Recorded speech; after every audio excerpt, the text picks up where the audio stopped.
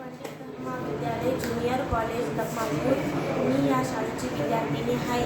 मी college सुटल्याने घरी जात होती। मला रस्त्याने एक आजी दिसली ती कुठेतरी कचरा टाकत होती, प्लॅस्टिक वगैरे टाकत होती आणि मी जात होती। मी त्या आजीला सांगितले की प्लॅस्टिक टाकल्याने शेतात गाई बैल असतात, त्यांच्या तोंडात कचरा झाल्याने आपल्याला त्यांना इजा होते। त्याच्यामुळे आपण उघड्याने कचरा टाकू नये आणि आपल्यालाही वेगवेगळे आजार तयार